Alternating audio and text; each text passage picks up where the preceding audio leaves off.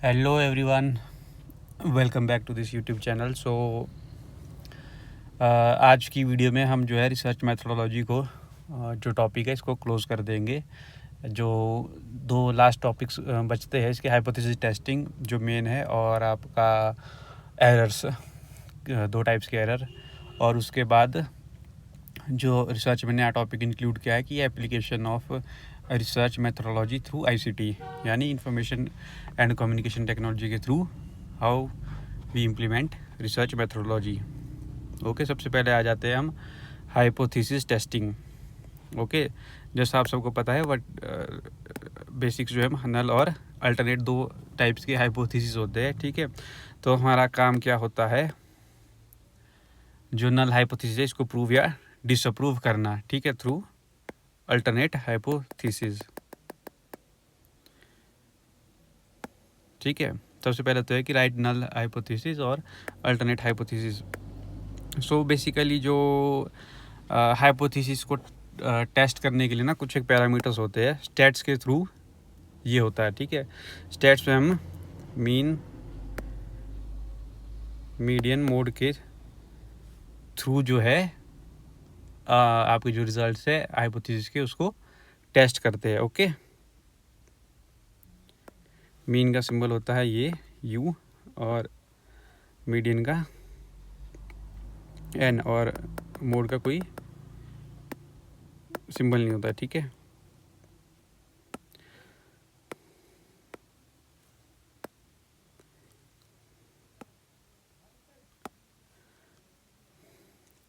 तो सबसे पहला स्टेप तो जब भी कोई हाइपोथेसिस टेस्टिंग करेंगे, सबसे पहला तो ये कि आपको हाइपोथेसिस को फॉर्मुलेट करना है। फिर उसके बाद एक स्पेसिफिक लेवल को सिलेक्ट करना है। ठीक है, सिलेक्ट इन द सेंस कि उसमें टाइप 1 या टाइप 2 एरर तो नहीं है। देखो, टाइप 1 एरर क्या होता है कि जब आपका नल हाइपोथेसिस है वो ट्रू हो और आप जो है उसको फॉल्स बता रहे हो। मान लो कि कोई आप जैसे वेदर प्रेडिक्शन है कि आज बारिश होगी, और ये नल हाइपोथेसिस है, एक हिसाब से आप अज्यूम करो आज बारिश होगी। ठीक है, और आप उसको बोल देते हो कि नहीं आज बारिश नहीं होगी, ये बस ऐसे ही है, मौसम ख़राब। ठीक है, बट क्या होता है फिर बारिश हो जाती है। तो ये क्या होगा, जो आपका अल्टरनेट हाइपोथेसिस था वो फॉल्स है, और आपका जो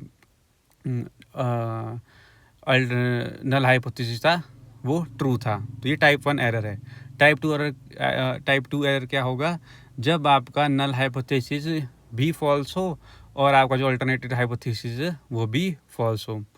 मान लो कि आज मौसम थोड़ा बादल बादल सा है, और आप बोलते हो कि नहीं आज बारिश नहीं होगी, और नल हाइपोथेसिस या वेदर डिपार्टमेंट नहीं बोलता है नहीं आज बारिश नहीं होगी, बट अनफॉर्चुनेटली क्या हो जाता है, सडनली बारिश हो जाती है।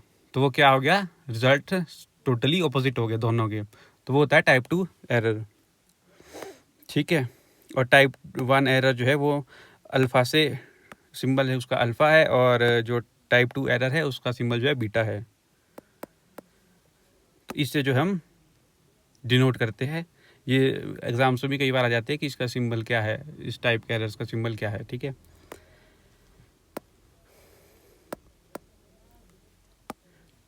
तो जब आप एक हाइपोथेसिस को फॉर्मुलेट कर लेते हो, उसके बाद एरर को आइडेंटिफाई कर लेते हो, फिर आते हैं आपके टेस्ट को इम्प्लीमेंट करने का स्टेप। और सबसे पहला टेस्ट जो है जेड टेस्ट है। ठीक है, जब पॉपुलेशन बड़ी हो तो उसके लिए जेड टेस्ट यूज़ करते हो। टी टेस्ट किसके लिए होता है, छोटी पॉपुलेशन के लिए, और मैक्सिमम जो अननोन पॉपुलेशन हो उसके लिए होता है। ठीक है, नॉन पॉपुलेशन एग्जांपल ले लो कि आप ट्राइबल एरिया में जा रहे हो, तो आपको पता है कि ट्राइबल एरिया यहाँ यहाँ रहते हैं। ठीक है, अननोन पॉपुलेशन क्या होगी, ट्राइबल एरिया के भी सब ग्रुप्स है। ठीक है, जो बाइफरकेटेड है और बहुत ही इंटीरियर जो है एरियाज में रहते हैं। चीक्वे टेस्ट होता है, ये मैक्सिमम टेस्ट कम होते हैं। जो मेन है वो टी टेस्ट, जेड टेस्ट और एफ टेस्ट ही होते हैं। ठीक है, और एफ टेस्ट जो है वो किसके लिए होता है, बिटवीन टू वेरिएबल्स, और बिटवीन टू जो आपके पैरामीटर्स है उनको नापने के लिए, उनकी वैल्यूज नापने के लिए एफ टेस्ट यूज़ होता है। ठीक है,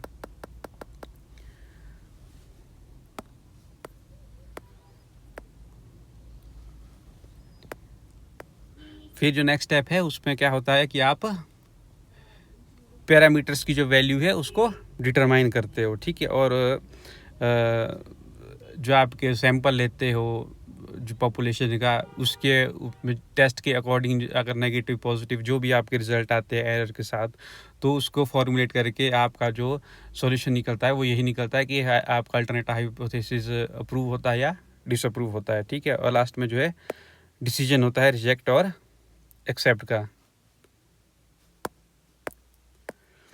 फिर नेक्स्ट जो है टाइप्स ऑफ एरर्स आ जाते हैं, जो मैंने बताया कि टाइप 1 एरर क्या होगा कि आपका अगर नल हाइपोथेसिस ट्रू है और आप उसको फॉल्स बता रहे हो तो टाइप 1 एरर हो गया। और टाइप 2 एरर क्या होता है कि आपका नल हाइपोथेसिस फॉल्स है और आपका रिजल्ट भी क्या उसको फॉल्स ही बता रहा है, ठीक है।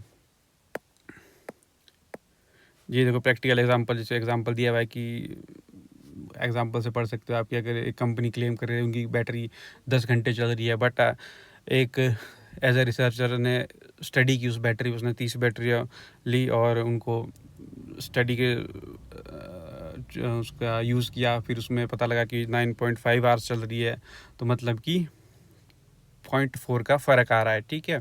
40 मिनट का फ़र्क आ रहा है बैटरीज़ में, तो पूरे 10 घंटे नहीं चल रही है। तो इस हिसाब से जो है आपका क्या हो गया, ये नल हाइपोथेसिस को क्या कर दिया आपने, डिसअप्रूव कर दिया, और आपका जो अल्टरनेट हाइपोथेसिस है वो प्रूव हो गया विद एग्जांपल, ठीक है। ऐसे जो है ये एक, इससे याद रखो कि एक रिसर्च जो है ऐसे चलती है।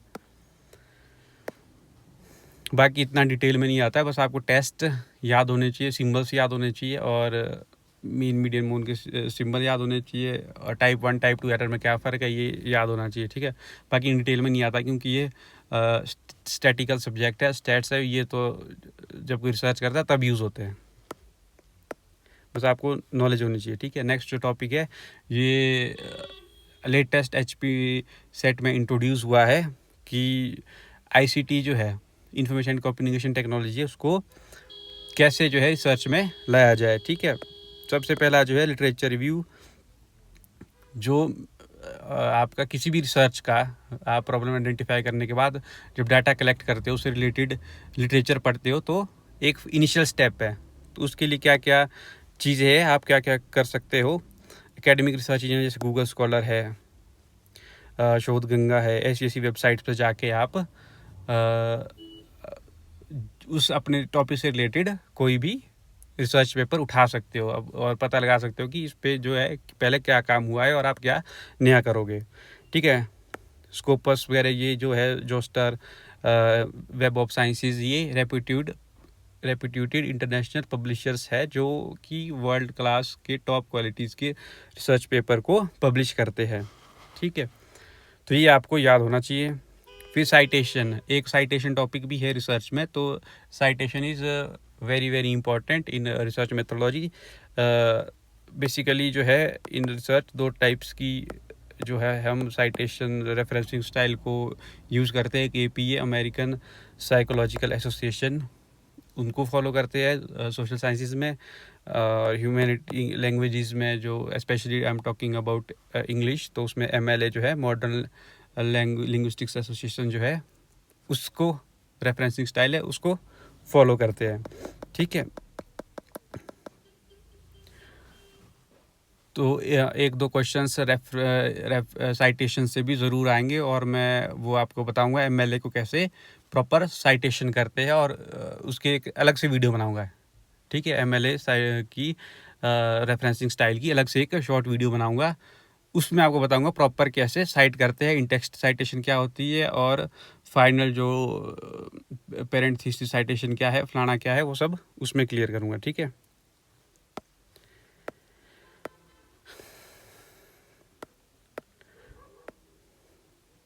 लिटरेचर रिव्यू के बाद जो है रिसर्च डिज़ाइन और प्लानिंग, रिसर्च डिज़ाइन और प्लानिंग में ICT का क्या क्या रोल है, ये को सॉफ्टवेयर बताया है, ठीक है।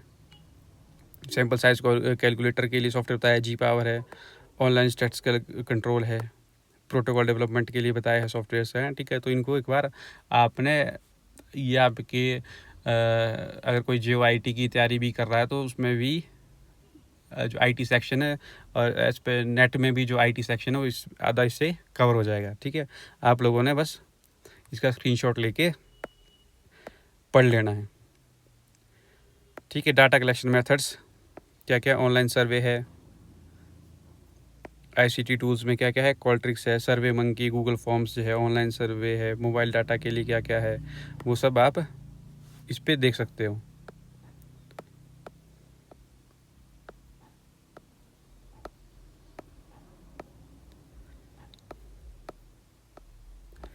डेटा एनालिसिस के क्या क्या है, देखो रिसर्च में 2 सॉफ्टवेयर इंपॉर्टेंट है, SPSS और SAS, ठीक है। ये डाटा प्रोसेसिंग के सॉफ्टवेयर्स है, इसको याद कर लेना, स्टेट्स के लिए बहुत ज़्यादा ज़रूरी है, ठीक है। क्वालिटेटिव एनालिसिस के लिए कौन सा सॉफ्टवेयर यूज़ करेंगे हम, क्वालिटेटिव मैंने बताया कौन सा होता है, जिसमें हम एब्स्ट्रैक्चुअल जो डाटा होता है हमारे पास, ठीक है, नॉट न्यूमेरिकल। तो उसके लिए हम जो सॉफ्टवेयर यूज़ करते हैं वो ये है। जियो स्पेशियल एनालिसिस के लिए ये चीज़ सॉफ्टवेयर है, ठीक है। नेटवर्क एनालिसिस के लिए देख लो आप।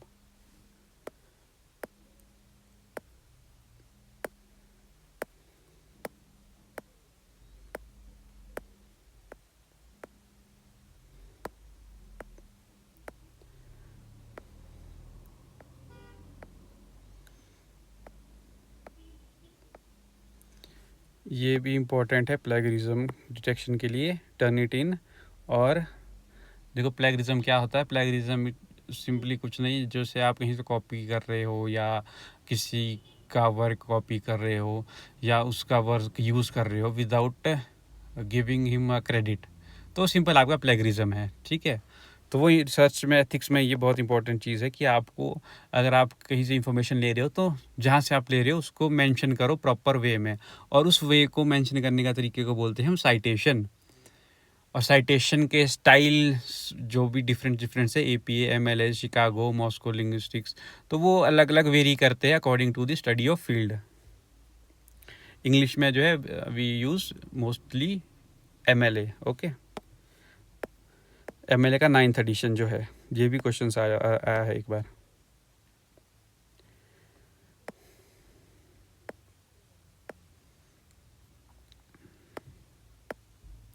आप लोग इसको स्क्रीनशॉट लेके भी पढ़ सकते हो, और क्योंकि ये समझाने वाले टॉपिक नहीं है, क्योंकि आपको सॉफ्टवेयर ऑनलाइन हर चीज़ एक्सेसिबल है, तो ये जस्ट आपको एक किसी वेबसाइट पे जाओगे तो वो स्पेसिफिक वेबसाइट उस स्पेसिफिक टॉपिक से रिलेटेड होगी, स्पेसिफिक डाटा से रिलेटेड होगी, ठीक है। तो इसीलिए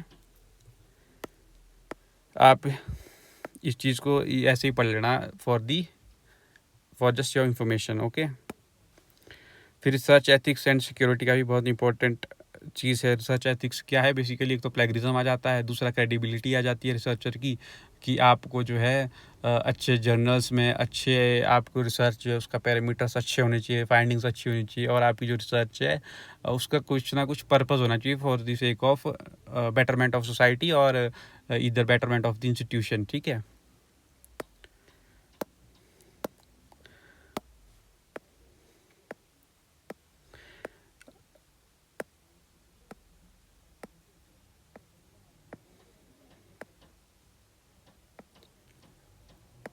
तो ये बेनिफिट्स ऑफ ICT याद रख लो, क्या क्या है, टेक्नोलॉजी के फ़ायदे क्या है, डिस्क्रिप्शन मिल जाएगी आपको, हर चीज़ की एक्सप्लेनेशन मिल जाएगी, फास्टर डाटा मिल जाएगा, ग्लोबली कनेक्ट कर लोगे, स्केल जो है आपका बहुत बड़े लेवल पे हो जाएगी, आपकी पॉपुलेशन जो है, मार्केटिंग जो है और डाटा कलेक्शन जो है बहुत बड़े लेवल पे हो जाएगा।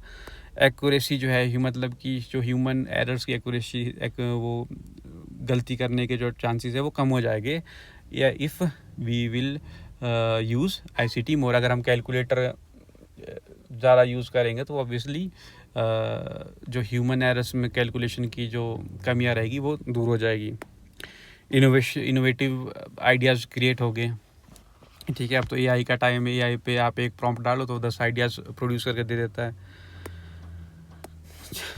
चैलेंजेस क्या है, unequal access to IT resources. Challenges भी देखो आपको याद रखने, सबसे पहला चैलेंज तो ये है कि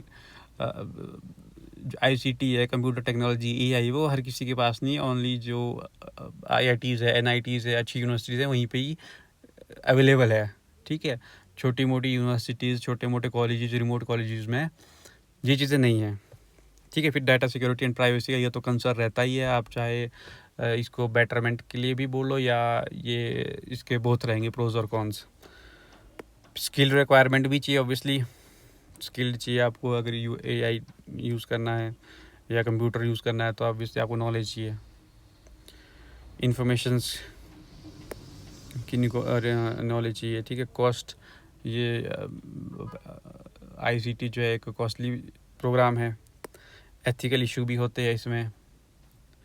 एथिकल इशू ऐसे मान लो आपकी आप अगर एक साइड अमेरिकन कोई कंपनी का प्रोडक्ट यूज़ कर रहे हो, दूसरी साइड चाइनीज़ कंपनी का, तो उसमें जो रिज़ल्ट है वो बायस होते हैं, ठीक है। वो अपनी जो कंट्री है उसके फेवर में मैक्सिमम रिजल्ट्स होंगे।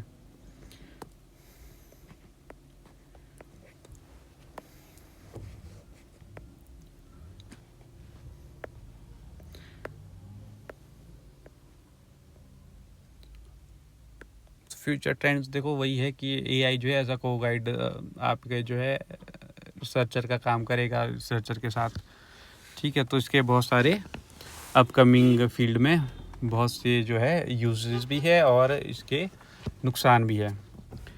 सो with this we are going to end this lecture series on research methodology, and in the next section we are going to discuss about this citation और referencing style, क्योंकि वहाँ से एक दो questions के chances होते हैं 100% आने के, तो वो हम कवर कर लेंगे। फिर उसके बाद communication skills and higher education, दो चीज़ें कंप्लीट कर लेंगे, क्योंकि